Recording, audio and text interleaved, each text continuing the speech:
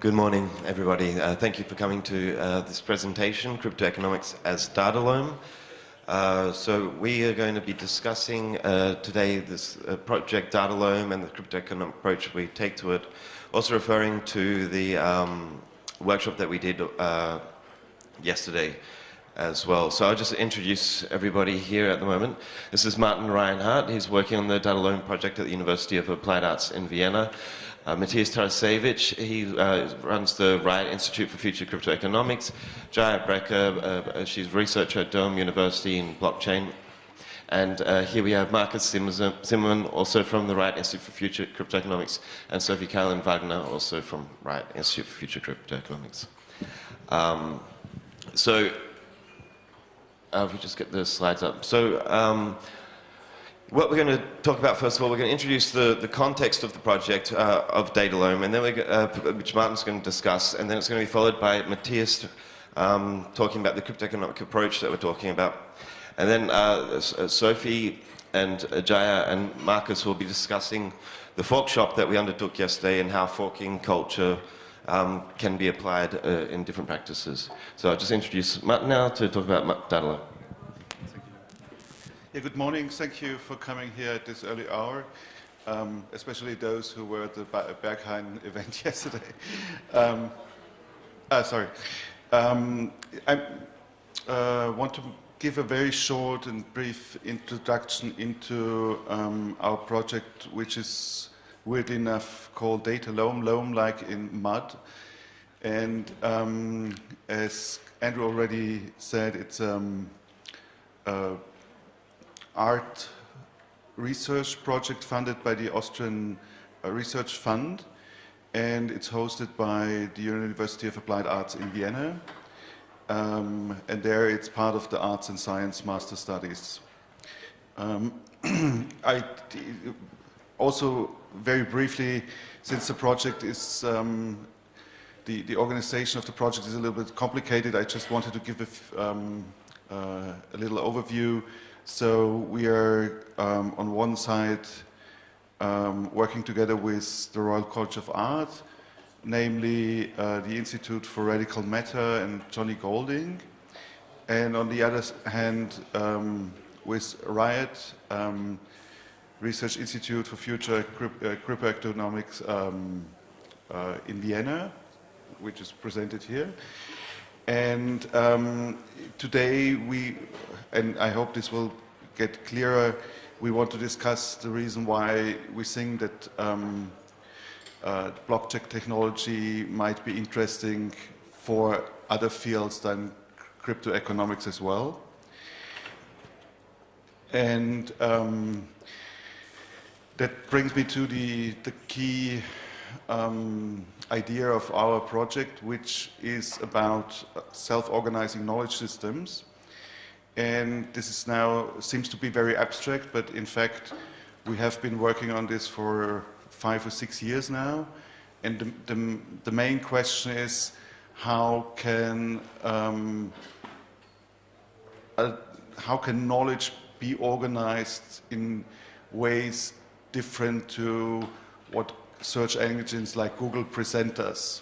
So what's the equivalent of, if you want, a modern hyper library, for example?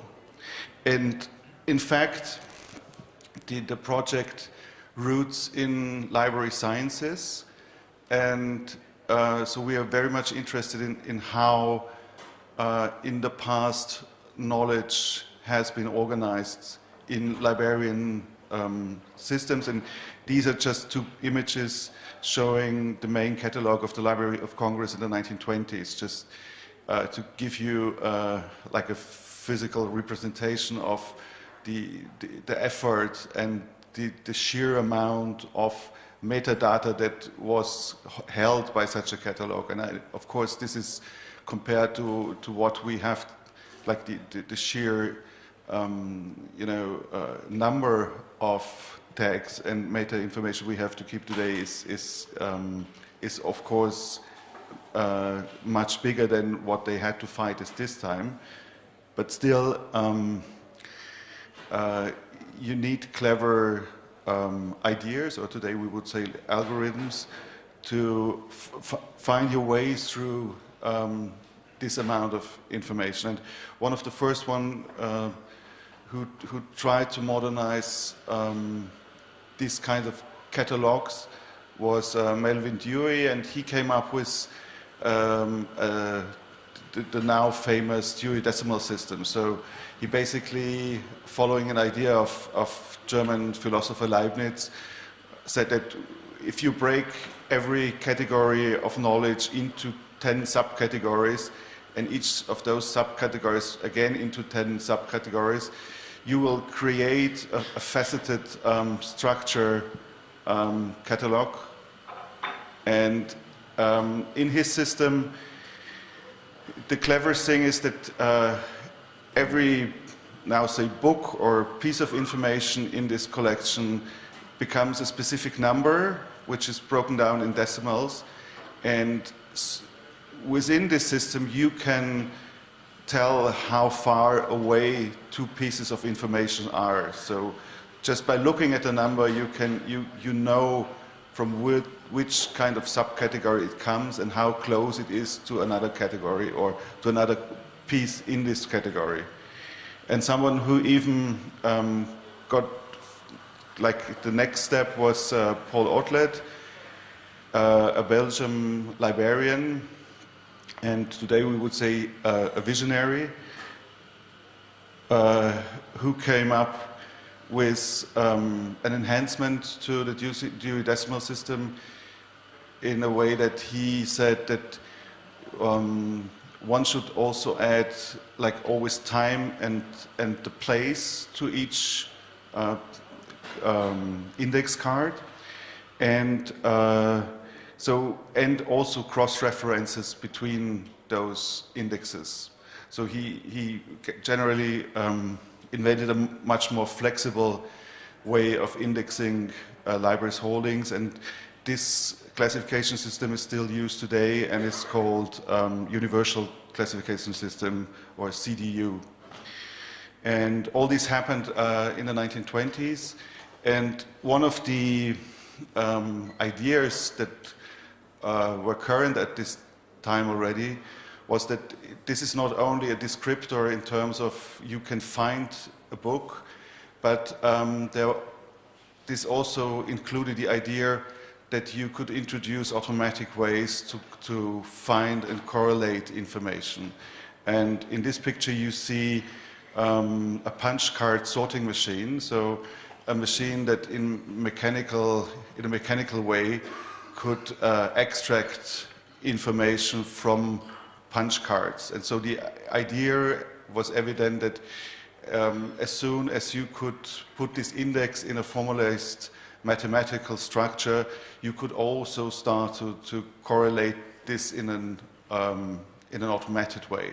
And there were several attempts already in the 1920s, and Otlet's vision went far beyond the idea of books. So what he actually wanted to do is to capture all of the world's knowledge and to structure it and to put it into a database, and also to radiate this knowledge. So he already had the idea that through the then modern means of modern media like telephone, and here in this picture, television, which was not practical at the time, but still it was there as an idea. He thought that everyone could access this knowledge collected by a main library.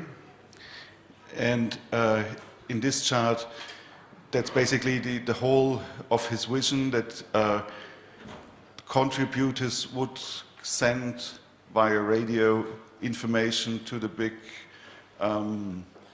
machine, the big library machine, and the library machine would crunch and sort this information, and then it would be redistributed again.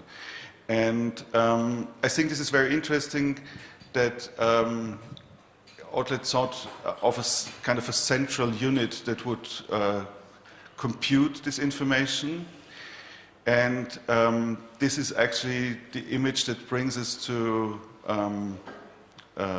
Riot and the idea of the blockchain, because the question is, who's the governor of this machine? Who is the one that decides whether an information is important or not, whether it should be correlated in this or in another way, if it's wrong or if it's right, if it's fake news or if it's a solid information. And since it's obvious that such a task can only be fulfilled by machines, we have to understand how we could find ways to clarify this question, so that we always know where did this piece of information come from, how and why was it correlated with other information, because otherwise the whole system is at stake for, you know, hijacking by people of other interests than your own. And so the main question is there a way to establish a system that can be somehow objective and resistant to obstruction? And I think this is the part where I should give the mic to Matthias. Thank you, Martin. I want to correlate a little bit what Martin was here showing, and thank you so much for contextualizing a little bit from a perspective of library science or like indexing system. So I will jump one step back though and go from the part where we'll be a little bit explaining what we're doing with Riot in order to contextualize also with the larger scope of the project. So we are an institute to research, develop and communicate specific projects that are mostly crypto related or in the field of blockchain technologies, this larger kind of hype momentum of the blockchain technologies. What we don't address from this actual hype, but we try to understand how specific systems get created and how they actually come into being. And also we look at artistic intersections of technology. So our previous name was Research Institute for Art and Technology, but we recently also changed that to Institute for Future Cryptoeconomics, which basically also explains why we're looking still at an artistic output of, or like artistic correlation to data, but more we're looking at the economics also of data and try to understand the inner mechanics. So this is our space in Vienna, just to give people an overview that maybe don't know it. And we have like these three major formats we are working with, so which is called the Laboratory of Future Cryptoeconomics, which was also the format we used here to develop the workshop yesterday. Then we are running the Residency for Future Cryptoeconomics program, which is basically a co-production format trying to reinvent this idea of these artists in residence programs by looking more into critical development, critical software development practices in cryptoeconomics. And we're also developing currently the Journal for Cryptoeconomics, which is the first journal for actually discussing the terms of cryptoeconomics on an academic level. It's a very new field, which is not academically grounded enough, and it has its roots in mechanism design. So we're trying to extend the vocabulary of this very new discipline also by looking at intersections to systems theory or to various other related fields that would actually bring it out of this idea of an only being a normative theory, because a lot of these systems, and especially blockchain technologies, are based around very normative and very behavioral economics actually. And this is a problem also if you look at what kind of systems that kind of thinking produces. But also to explain a little bit, because I'm not sure if everyone knows what the field is about. So cryptoeconomics is cryptography and economics, but more specifically maybe to explain it, it's cryptography, computer networks and game theory in correlation with each other. So and there's a lot of different explanation on what it is, because it's kind of an informal theory. I would say there's like more of kind of like design principles. So it's actually a lot of different ways, a lot of different people describe it a little bit from a different angle. But this is one of the more popular descriptions of it, so to say, which says that cryptoeconomics focuses on the design and characterization of protocols that govern the production, distribution, and consumption of goods and services in a decentralized digital economy. And more so, if we could extend cryptoeconomics to be a larger field, we could then study economic interaction in an adversarial environment. So we are looking also in our institute more at design principles of these kind of systems. So we're looking at cryptoeconomic design. So in this case, it focuses on creating systems with rules, incentives, and penalties. And here's the link also to mechanism design. The idea of this, or this is not our idea, but this is actually the cryptoeconomic protocol, so to say, is to create mechanisms, rules to produce an equilibrium outcome. So this comes from game theory. This is the Nash equilibrium. So basically, these systems are decentralized and based on cryptography, and the most famous and the first actually working prototype and the first cryptoeconomic system is Bitcoin and the blockchain. So Bitcoin is a cryptoeconomic system because it is an extended economic area, an extended economic system that does not only make sure that specific cryptographic protocols are placed, that, for example, double spending cannot take place, but also it makes sure that all the participants in the system behave in a certain way in order to keep the system secure.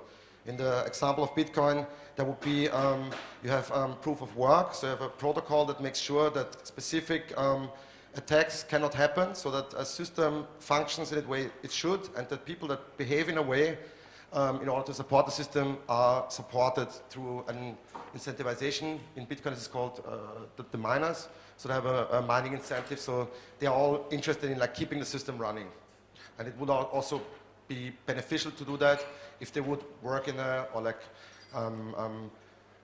work against the system or try to subvert the system, should be penalized. That's the idea of cryptoeconomics. And it's also interesting to see where this comes from. So we are talking about so-called zero trust systems. It's also evident in some emails Satoshi Nakamoto was sending to the cypherpunk mailing list that there was this kind of ongoing debate since a long time how to create a truly digital cash that works or that people could use as a replacement for cash. But the problem was and is always this kind of a trust element. And also the biggest problem in a digital system being that since you can have multiple copies of any file, how to make sure that a specific value representation in the digital can be existing only once. So this is called double spending, and this is something that was for the first time really solved in this cryptoeconomic system.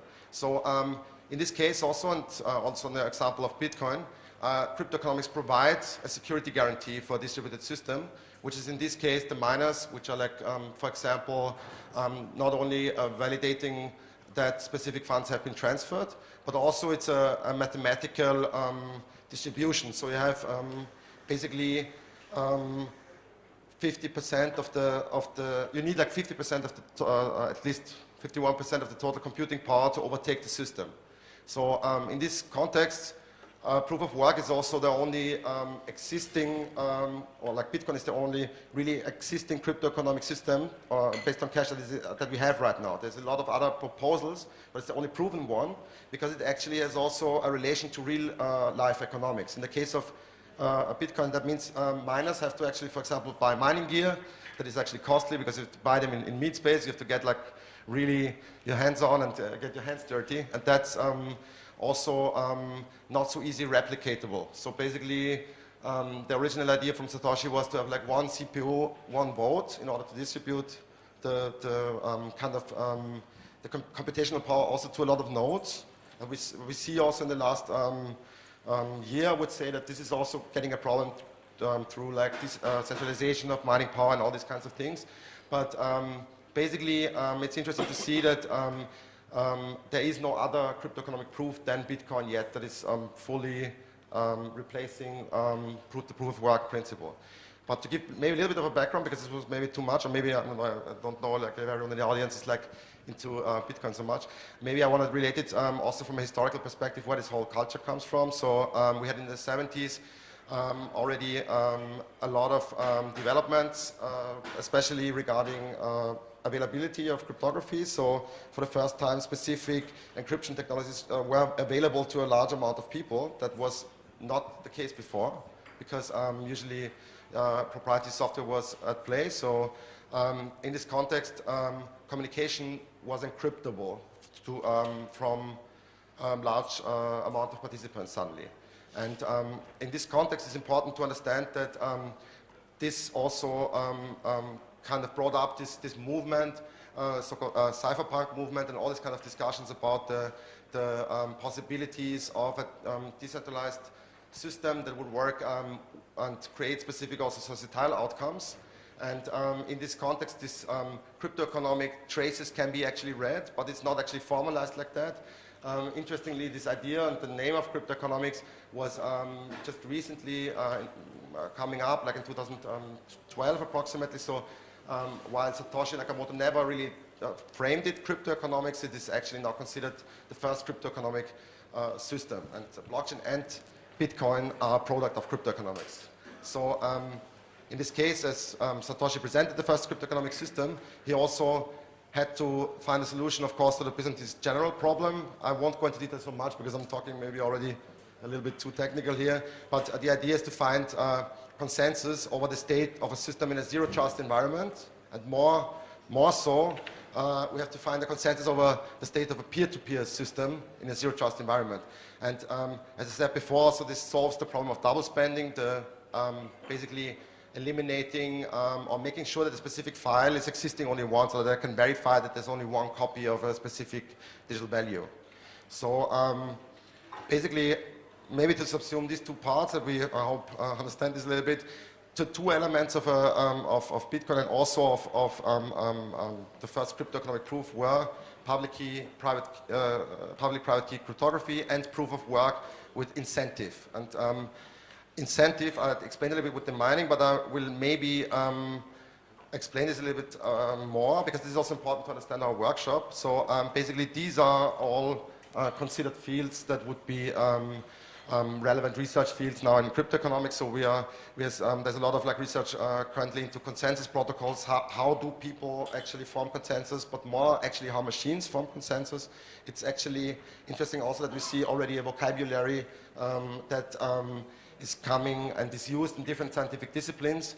The problem is there's a lot of, I would say, also negotiation or discussion or a meta-consensus necessary for researchers to understand that specific terms mean something very, very different in specific scientific disciplines. And this is often taken analogous to, there's lots of similarities in I would say social sciences, also system theory. We need to create this kind of taxonomies or new vocabulary to understand that these things don't necessarily mean the same thing. And another example would be cryptoeconomic application designs. This is more the field where there's actually a lot written these days. So it's also logics of ICO, tokenization of things, but also to make a little bit more clear what I mean with this incentivization in order to understand what we try to also tackle with the workshop, and to understand what would be a very, very basic idea of a cryptoeconomic system. So there's an often used example that I'm also bringing here, BitTorrent. So it's a peer-to-peer file sharing system that all of us know, and it's actually lacking the incentive to have availability of the files. So as soon as you download the files, you have the files, so you will close your computer, and the network is not benefiting from you having the file available, so it's not creating an extra node. That's a big problem because we want the network to be stable, so that wouldn't be a stable system. Solution from a cryptoeconomic perspective would be on the example of Sia coin, which is incentivizing availability of data. So basically, it does that by creating a leverage. So basically, you are incentivized, or you're getting a small reward if you make data available, and you're penalized if the data is not available anymore. It does that by creating an escrow system, and basically the two people interacting with each other put a small amount of a digital currency into a locked account, and basically it's like a renting, peer-to-peer file renting or space rental, so to say. And another example, which is maybe also known, is prediction market. So I don't know if this is like so common in the research, but it's a very large field in cryptoeconomic research, and also a very large field that we are looking at. Augur, so they have this kind of prediction market, so basically purely market-based decision making, and in this context also, as soon as you reach a specific size of the network, it's interesting that by penalizing or like by incentivizing to tell the truth, you can actually create a kind of a future prediction system. In this case, there's also it's also interesting to see that you can embed specific properties into a system. In this case, the rep tokens from Augur are not only incentivizing the creation of a new prediction market, but also like incentivizing telling the truth, because you would be penalized if you would bet on the wrong prediction market. But maybe we can wrap this up in the discussion a little bit. But also to wrap up and to come to the fork shop, for the first time in history, we're living in a time when we can design our own economic systems, and where we can also basically create new proposals for value for new economic systems. And for the first time, we can also make sure that this has a large reach. People are really using these systems, but also we see that this is already changing, because there is a lot of focus going away from how the design of these systems is taken, and it's more and when in a time when abstraction, tokenization happens without understanding the inner mechanisms of actual value construction. And that's what we were looking at in the fork shop. To briefly explain what we were looking at here, we were looking at a fork. So a fork is basically happening in software cultures on a mostly, I would say, like very often. So it can happen very regularly. It's a way also to resolve conflict of larger code repositories. So usually you have to make sure that, depending on the size of the development team, that there's a specific protocol at play in order to create versioning, or to make sure that the specific dissent is also resolved. Or in the case of the blockchains, this is why we are looking at this, the forking especially. We have all this kind of taxonomies and this kind of vocabulary that dates, or that goes back to this kind of to actually coding systems, and also to versioning systems. So just maybe one of the more used term of this forks would be like the Bitcoin code forks originally, that created also new value propositions. We were looking at this in an old paper which is online if you're interested, in 2014, which was called Cryptocurrencies as Distributed Community Experiment, where we were looking at altcoins and how would they produce specific economic hypotheses. This has of course changed a lot in the last years, because we have Ethereum, which completely changed the game totally. So it's like not necessary anymore to create an actual Bitcoin code fork. So the more recent examples that are more looked at and mostly basically written about are chain forks, most prominently the DAO and the DAO hack, which creates basically two instances of realities, or like two kind of truth machines, two world computers, Ethereum and Ethereum Classic. And it's also interesting how this forking culture, that we call it also, is actually extending to all areas. So like maybe from the cryptoeconomic part of it, an interesting example is also a future fork proposal for Ethereum, for the Ethereum platform. So currently we have like two existing or like also different interpretations of proof of stake, which could be another cryptoeconomic proof that there is another non-proof of work based way of securing a system that has at least, that survives the 51% attack. So we need like a distribution still of processing power in some way, but we also have to make sure ideally that there's not so much energy wasted, as it's often said, through proof of work, because it's a very costly operation. So what we were looking at this fork shop, and maybe to go here like more into detail, we were trying to briefly explain also how this kind of fork elements and fork taxonomies that we were producing create a vocabulary that can be like really inform and make us understand the blockchain realm a little bit better, because there's a lot of mechanisms and protocols at play that are also named the same. And interestingly, our proposal was, our hypothesis in this context is that if we understand better how specific forks work in software culture, or how specific distributed version control systems work, we can actually draw conclusions and inform an artistic or creative vocabulary that would also be able to critically respond to this kind of usually very, yeah, I would say market-based inventions. So maybe this is why I stopped, because I was talking about it for a very long time, and we'll hand it over to Sophie, who will explain this in detail a little bit of how the workshop worked.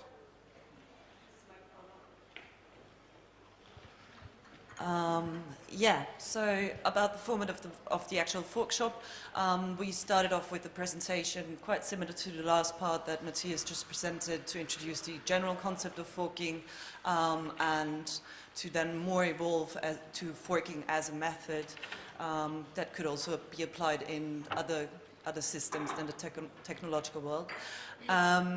We provided the participants with a toolbox of sorts. It consisted mainly of definitions, characteristics of forking generally, also concepts that are important to also differentiate between forking and other things that might look similar, like remixing.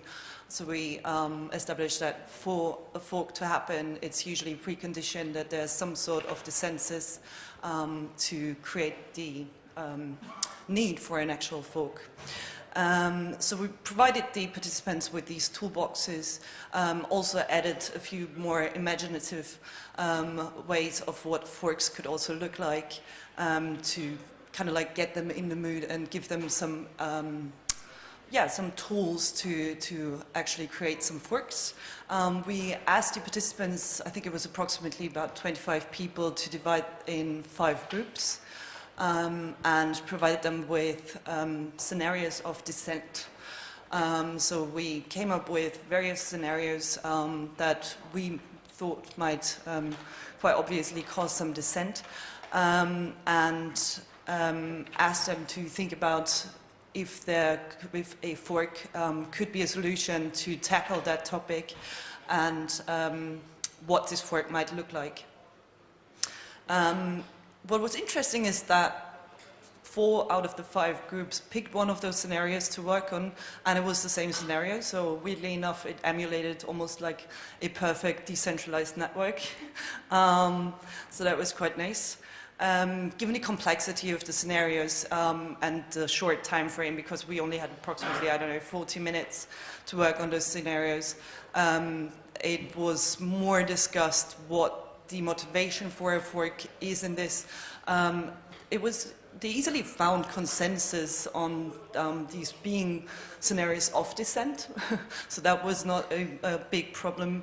And what was also nice is some of the participants also added their own vocabulary, therefore increasing their toolbox for using forking as a method. Jaya, do you want to? Yeah. So, good morning, everyone. Are you with us so far? I think maybe some of the problems that you might be experiencing right now was maybe also some of the problems in the actual fork shop, meaning this thing isn't that simple. So there's a very kind of easy approach to the thing, which is forking is you disagree with something and you do it differently, yeah? And I think a lot of the workshop ended up kind of going down that line. What we were trying to, the complicated thing about forking is that, the vocabulary comes from, Git, for example, or even earlier than Git, actually. And we tried to kind of run through the kind of history of forking and the vocabulary around that in order to give people a bit more of a kind of concrete understanding of what these terms actually mean. And I think we were partially successful, because as soon as you get to the blockchain, there's like a kind of doubling of complexity, because you have the actual blockchain, you have a ledger, and you have the potential of chain forks, and then you have consensus algorithms. And so without going into a workshop around what consensus algorithms actually do and how they work, and the kind of distribution of power between, miners, full nodes, core developers, and so on, it's actually very hard to operationalize in a fork shop in this kind of a way. So we came up against that a little bit, and I think the workshop in itself ended up being very much more around kind of, I guess, versioning a given scenario, and that's essentially what ended up happening. So the original idea was we would somehow kind of like merge the results of the fork shop and present it to you today. That didn't really seem to make sense, because actually what's more interesting is to talk about the method itself and how useful it is. Because I think for us, the interesting area of investigation really is this transference of terminology from a technical sphere onto social and political reality. This is something that I do a lot of research on. I work with Reinhart every once in a while. I did a residency with him. My main kind of area of focus is really this topic of the transference of technical terminology in the blockchain sphere onto social political reality. I do political analyses of consensus algorithms. And so I know that it's not like such an easy thing to do in a 2-hour workshop where you have a mix of people who have a lot of different levels of knowledge and understanding of whether it's software development or the blockchain, really. So rather than kind of talk about the specific scenario that came, or the specific scenarios that came out of it, and try and kind of merge that, which was kind of, I guess, like a mix of very interesting new propositions for kind of semi-incentivized healthcare insurance that might transfer the cost of health insurance onto companies rather than individuals. This is just to give you, whoever wasn't in the workshop, like some brief idea of the kind of discussions that were going on. It was about like data and incentivization. I think really what's interesting to discuss is the method itself, and to what extent like transferring the technical terminology onto social and political realities actually makes sense in this situation. Yeah, I'm gonna pass the mic on. Yeah, so maybe just to give you a bit more of an idea what's been dealt with in the individual groups. I mean, you mentioned the insurance issue. So actually, when it comes to forking, obviously you're taking over an existing technology and you're adding something onto it. So at a certain moment in a technological advancement, you would want to make a change, or like from an ideological perspective, try something new when it comes to like seeing something in the future, like a speculative design approach. And so, for instance, in my group, there were like several participants like really thinking about like how the environment could be protected, maybe insured through the blockchain. So issues about like how could a coin represent future protective layers into how nature actually comes into a state where in between participants of protecting the environment actually get into an exchange of value. So to say, there's an incentive between the users and the people participating to come to a state where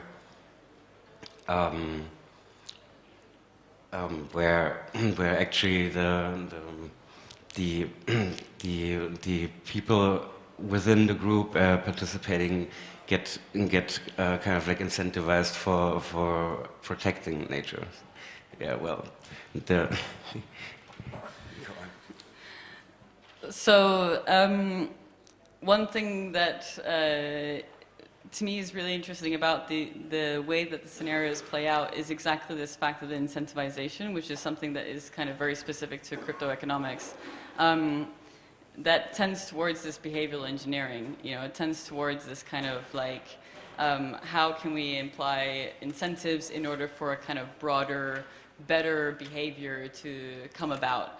And this is something that you see in the blockchain sphere in general. You know, I'm not entirely sure, like, how comfortable are people with all the terminology that we've thrown out? Because I'm aware that, like, Matthias, like, skidded across a lot of things, like proof of work, you know, these kinds of things. Like, how much people, okay, let me put this in a question.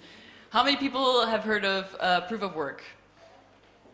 How many people feel they understand how proof of work works? Okay, that's pretty good. That's actually really, really good.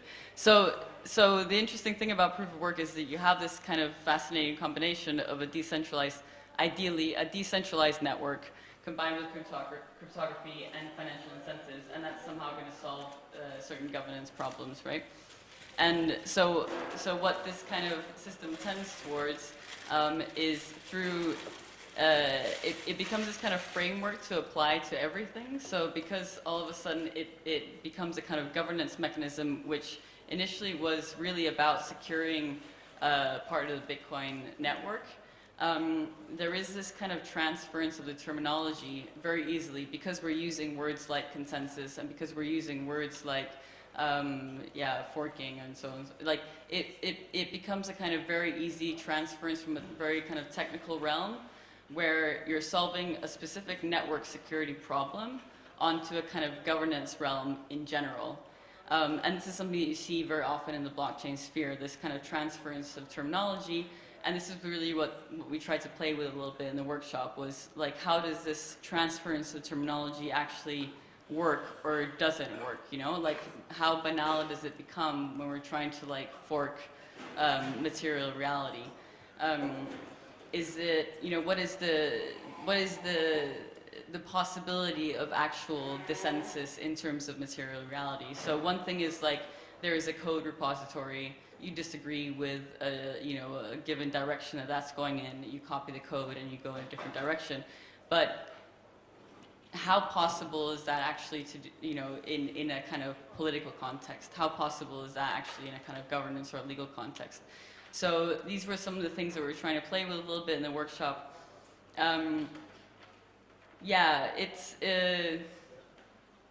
It's interesting to do in a workshop because you can come up with scenarios endlessly, but because there's nothing materially at stake, it's always a game of speculation at the end of the day. I just also want to add to the context that was just presented, because maybe we didn't explain the incentivization in terms of the workshop, where we wanted to point with this incentivization structure. So a cryptoeconomic system, as Jaya you were just also mentioning, has basically this embedded property of penalizing wrong behavior and incentivizing right behavior in order to create an outcome that you already know before. So that means that you have to already know what kind of what is the reach, what is your goal that you want to design. This is not a technical question, this can be any design. So it's usually something, it can be like saving the rainforest, but it can also be something usually very economic. So if we look at all cryptoeconomic approaches to that, and they are not technical proofs, they are just basically an incentivization system, and this is actually often called reverse game theory, because you have to know actually the outcome of a specific player. But this is why it's very interesting to play specific future scenarios and understand and try to check how society would change if we have incentivization layers everywhere. It's really insane on some layers, and on some it could really actually make a difference, or it could work. And the interesting things are though that everyone is looking only at creating additional incentivization layers these days. But we had the approach in the workshop to go one step back and to understand that specific problems that will also occur in future cryptoeconomics are already topics in this kind of terminology of forking, and that are existing in specific resolution strategies that you have in code repositories that developers have to work with on a daily basis. Maybe not such a known method actually, because usually it's a very system inherent or like very only used by people like using Git, for example. They would know these terminologies, but this is actually also already entering a kind of a cultural logic. We see all these terminologies popping up. It's like interesting to understand also that this informs our culture already on such a high level that we also try to play a little bit with that, and by that extending the vocabulary that we can criticize and investigate blockchain technologies. Yeah, so just to clarify, I mean, and maybe I'm being a little bit like selfish here, but my personal interest is really in the question of forking as the consensus mechanism, right? So, you know, you have the consensus mechanism, which is proof of work within blockchain, which is the kind of conflict resolution mechanism around double spending. And that was very quickly, I mean, even during Bitcoin, but especially with Ethereum, it was really generalized to social reality in general.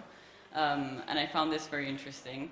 And then there's always this question of what space is there for dissensus? What space is there for disagreement? And forking is always this kind of fallback in the community. It's always like, well, if you don't like what's going on, you fork the code, right? You fork the chain. And obviously, well, maybe not so obviously, but there are problems to that, right? Like forking, especially, and this is something that was a bit of a shame with the workshop, really, because there is quite a big difference between code forks and chain forks, and it really has to do with the cryptoeconomic aspect in terms of network security. So you can fork a code repository, and even if you're only like one person that's maintaining it, it's fine, you know, it's no big deal. But if you want to fork a chain, you need to have like a substantial network for that to actually be useful, be in existence, be secure. You know, it actually needs to be quite a substantial part of the network that comes along with you with a fork. So there's a certain kind of power dynamic around that is very underexplored. That has to do with a lot of different things. It has to do with reputation of individuals. You know, what's the kind of reputation of the core developer and so on. It has to do with the will of the miners, the interests of the miners and so on.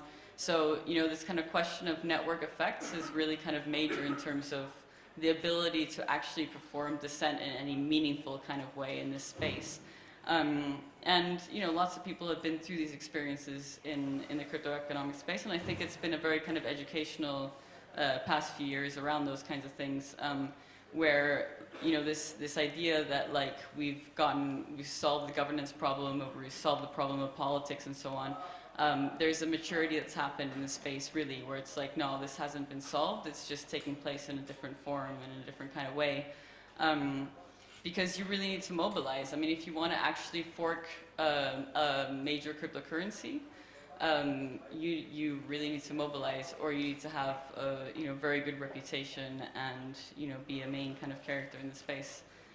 So these are, again, in the workshop, like these are kind of complexities that were very hard to kind of touch upon, because it's a lot simpler to describe, discuss, and operationalize the vocabulary around code forks.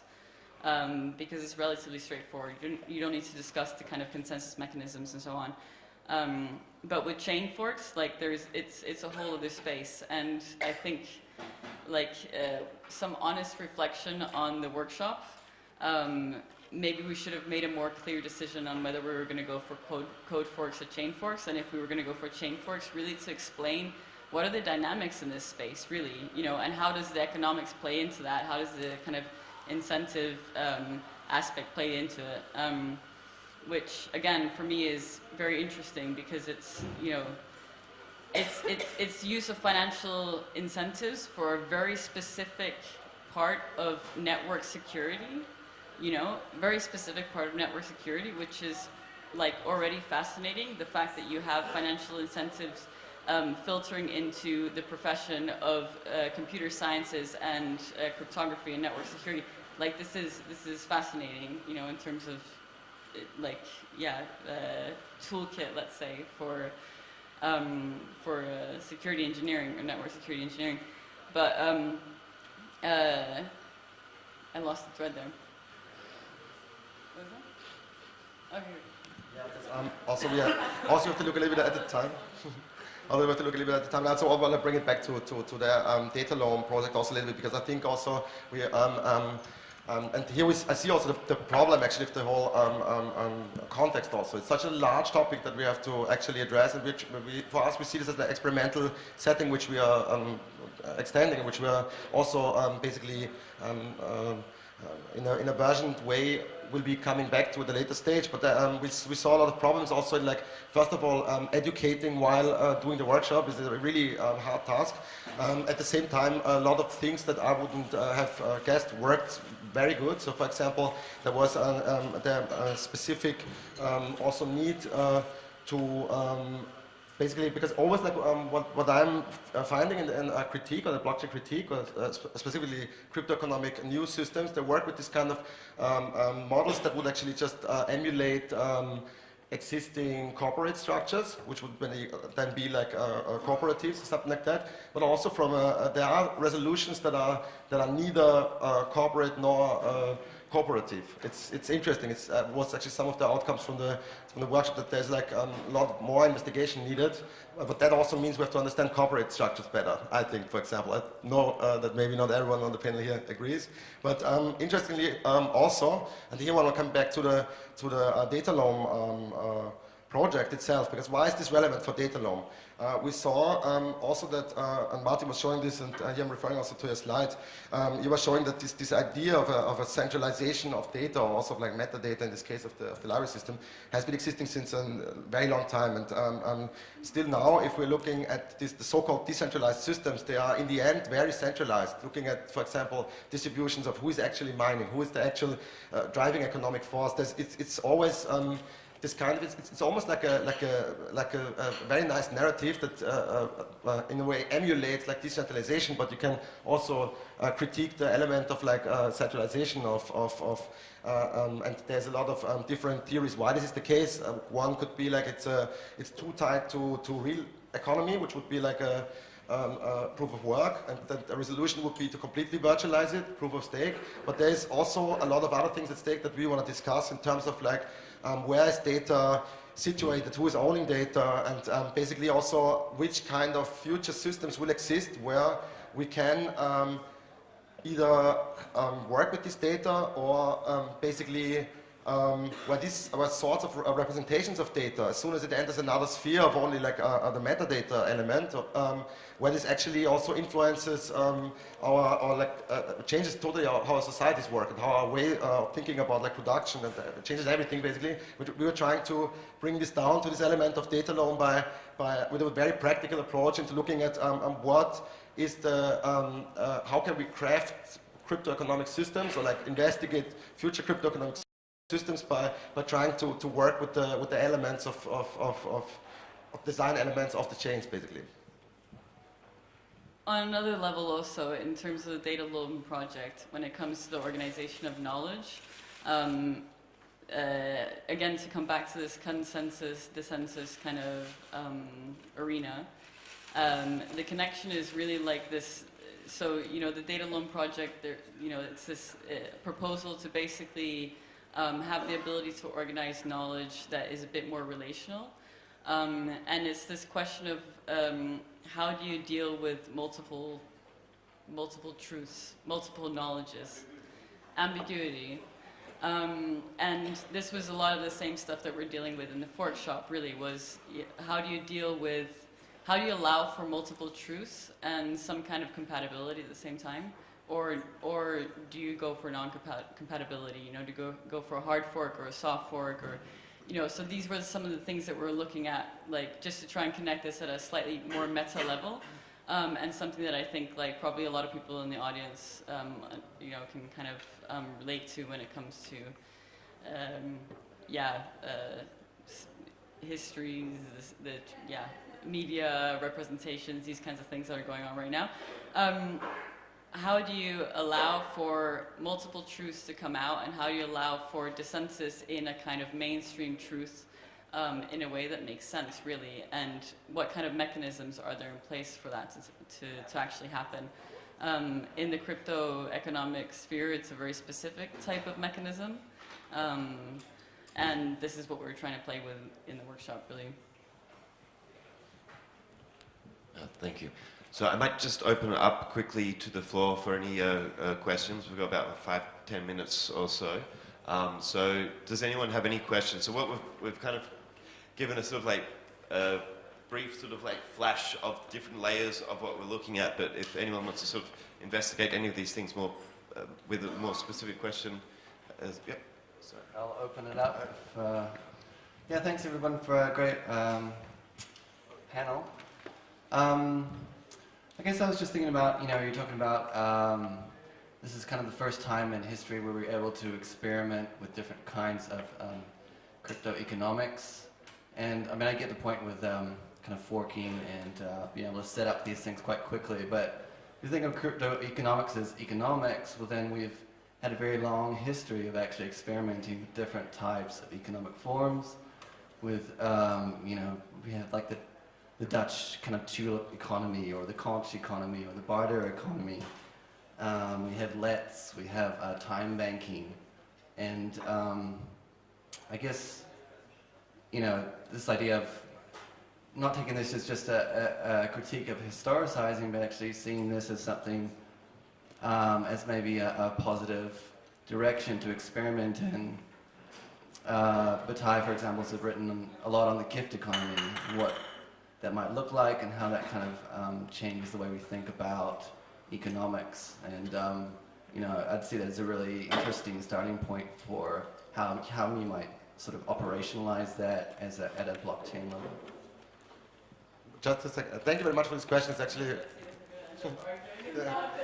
No, thank you very much for this question. Basically, also to clarify, it's like, also what I wanted to say with this for the first time in history that we can actually experiment with this. It's not that, I don't mean actually necessarily reinventing or like proposing an entirely new economic system, because I think it's very important to understand and to investigate the specific experiments and structures that you just explained. It's just interesting from a technological point through we have a technological system, maybe it was unclear said by me, but what I want to point at is we have for the first time a system which basically has a security layer that is existing, so we can actually test all these kind of systems. So it's basically just the obvious statement that blockchain is interesting, but I wanted to make the point that it's also interesting from a perspective of possibly extending the usual applied economic principles, cryptoeconomic principles, which are very limited. And so we were looking at possible new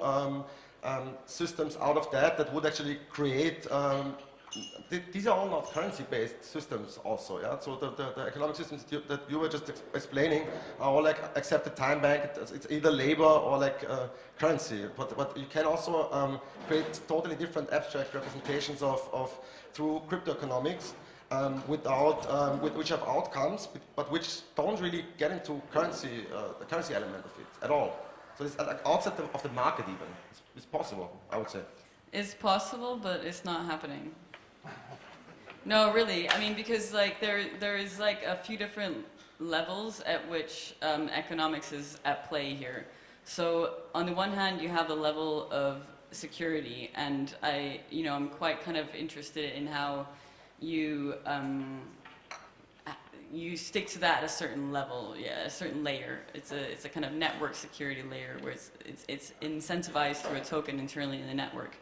But that token interfaces with a broader currency market, and that is going to influence the outcomes of the security proposition, really, in the network. I don't know if this is making sense to anyone, but it's basically like Bitcoin and miners and the value of Bitcoin on the open markets. So the value of Bitcoin on the open markets affects the way that the internal security of the network plays out. It does, like, you can't get around that. But what I was going to say was, more directly in relation to the question, at the moment there is such a infinitely small application of actual economic theory to this space. Like really, there's a lack of this.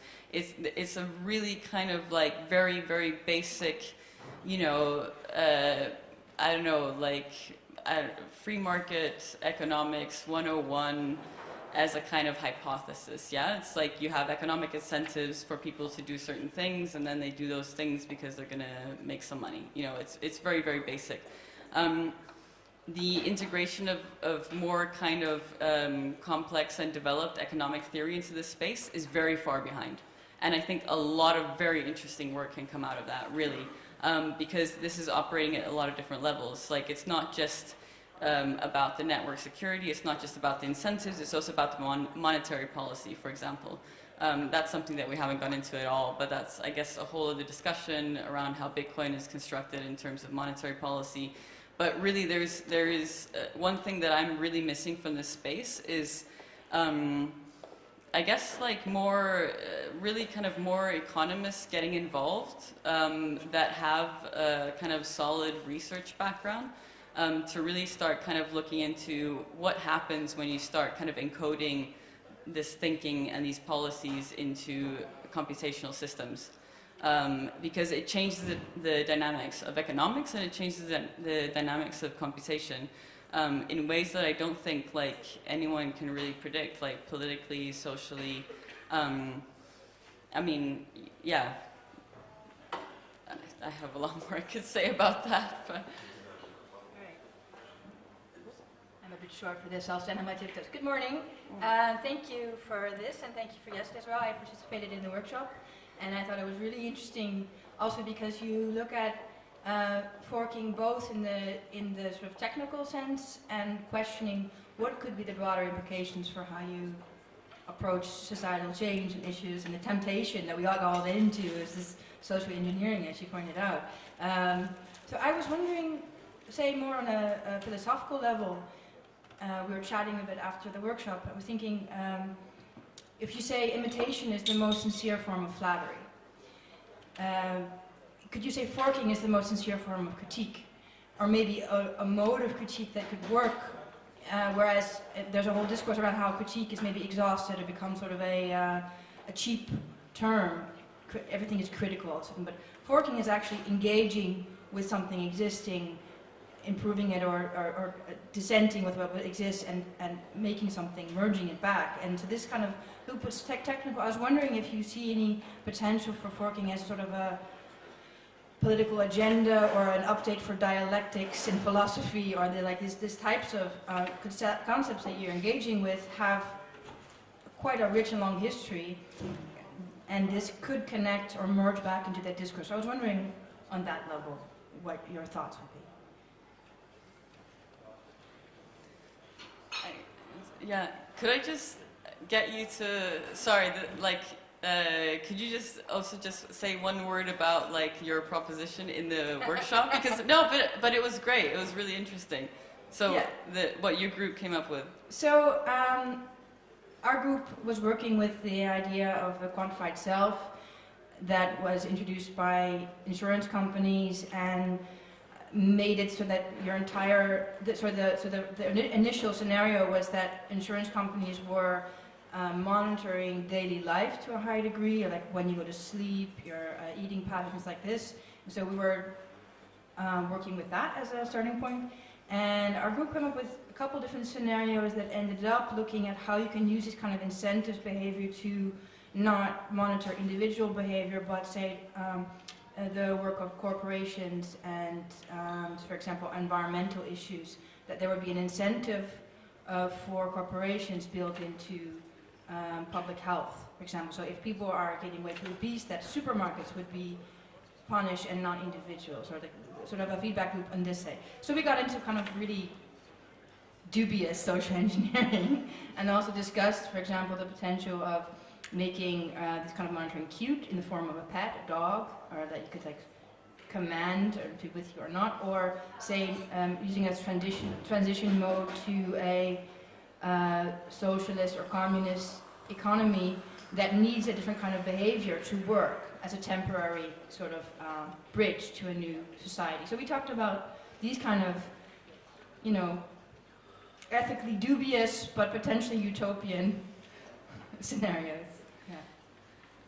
But what I really liked about what the group came up with was this kind of flipping of like financial incentives from being the burden or like something that is affected on the individual to like something that's affected like going up instead, like to the distributors, to the supermarket, to the fast food chain or whatever. This was something that was very surprising and interesting to me. But to your question, this thing of the copy as like flattery. So in the workshop, we tried to kind of give some very specific reasons for why you might want to fork, just to make it a little bit more clear. Yeah, what are the motivations? Like, why would you want to fork? What is forking good for, really?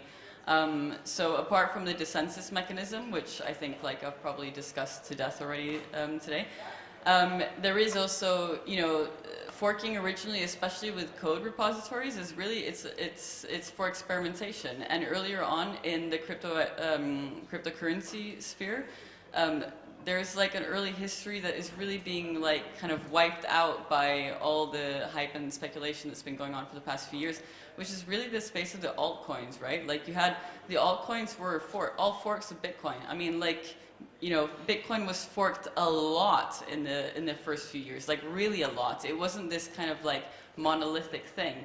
It was like, there was this really interesting new idea. A lot of people got very excited about it, and they forked the code and they developed new currencies, and it was a very playful space. And so that was absolutely forking as a kind of flattery and forking as a space of experimentation.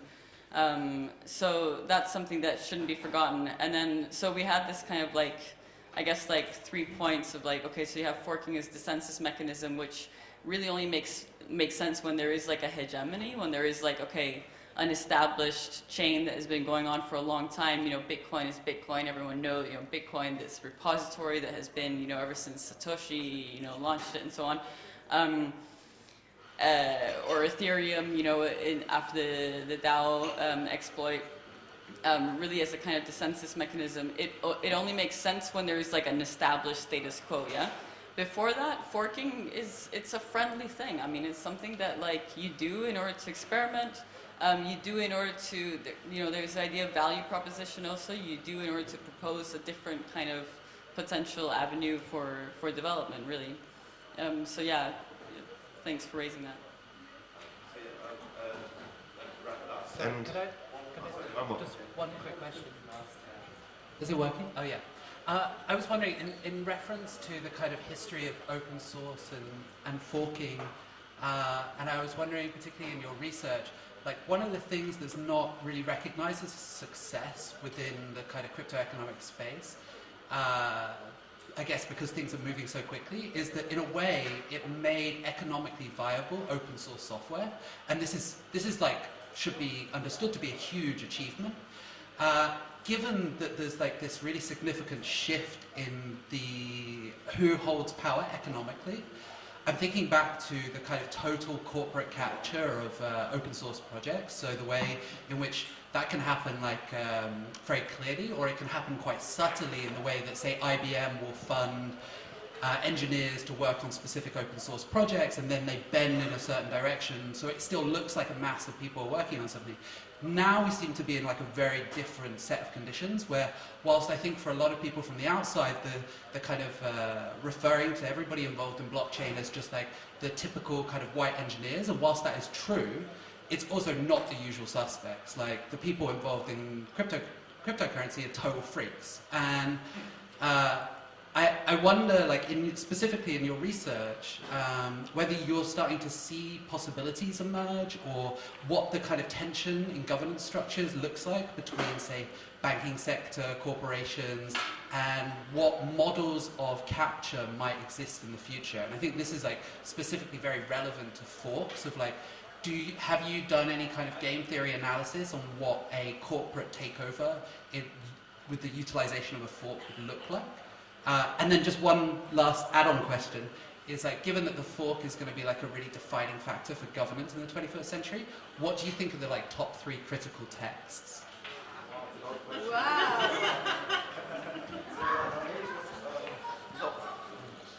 So basically, thanks for the question. A very long question with a lot of like sub-questions. Yeah, maybe it was not so clear from our slides, but thanks for also pointing out the open source culture, because like forking is obviously coming from, we had this originally in this fork taxonomies also as part of the workshop. We were like, of course, taking it back to the Unix wars and the project forks and code forks, and also in order to create this certain vocabulary, and of course, while still having all these elements inside blockchain projects have the, in my opinion, big problem. For example, most of them are corporate projects. There's like maybe 2 community-run blockchain or like currencies existing, or one, Monero. There's not so many of them. So Bitcoin could not be considered. I mean, you could say like Bitcoin technically has a few software patents inside now, so it's like awesome. I would say there's not so many projects anymore that would be actually having this original spirit of open source. Of course you can fork it, but it's like nobody gives a shit if you fork these days chains, because you don't fork the community with it. So basically this is also, and this is what we wanted to point out at the fork shop a little bit, it's like everyone's looking at the hostility of forking, and it's such a big problem. It's actually becoming a power mechanism, and actually to emulate participation even. I would go that far. And that's a problem that we have to talk about. This is also the idea of creating this new, this critical vocabulary, but also understanding that open source is not necessarily good always. I think what Matthias is saying about emulating participation is this thing that forking, I mean, ideally, as we've said many times, is a dissensus mechanism, but in reality, it just doesn't work that way. Like, it just doesn't. You know, you don't. If you disagree with something, go ahead and fork it, and good luck. You know, it's really. So these kind of pretenses of kind of democracy or freedom or decentralization in this kind of way just doesn't play out. But there was something else about your question that I wanted to pick up on, which was about the what was it? Oh yeah, so enabling open source. So enabling open source development in terms of new economics or new wealth or something, funding streams. So the interesting thing for me about cryptocurrencies is that yes, it's enabling new funding streams as long as, you know, the market keeps going up. It hasn't, and for the in the last couple of weeks or the last month or two, it's been pretty terrible in terms of the kind of exchange rate. And this is what I find interesting, is that people keep thinking about these cryptocurrencies as experiments in new economic spaces. It's not.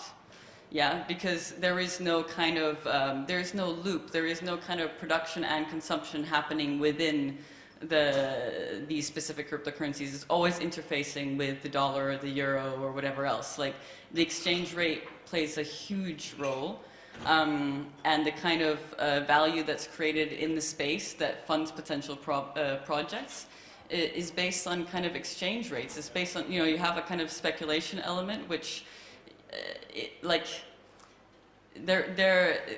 which actually goes directly against the establishment of any kind of internal economy in the cryptoeconomic space. And that's still something, like, it hasn't happened yet. I mean, let's see what happens in the next few years. Like, I think there's going to be more focus on the tech and the actual value of the tech again, because the markets are crashing, and, you know, maybe they'll probably continue to crash for a little while longer. Maybe you know, who knows? I'm not gonna put out any kind of advice or anything like this. But the point that I'm trying to make is that I think, like, the idea of creating cryptocurrencies as experiments in new economic thinking and monetary policy or new economic systems is to some extent a little bit flawed, because there's never enough material, like there isn't the kind of closed economic loop for it to actually matter, for it to actually play out as an economic experiment. It plays out as a kind of speculative experiment, and it plays out in the currency markets, but not in terms of raw materials, in terms of who produces stuff and who consumes stuff and so on. Like, this isn't happening. It isn't happening yet. It really isn't. And it's a big blind spot in the field, to be honest. So, yeah, I think we have to wrap up now. So I'd like to thank everyone for attending. And if you have any further questions, please don't hesitate to ask us after the panel. So, thank you.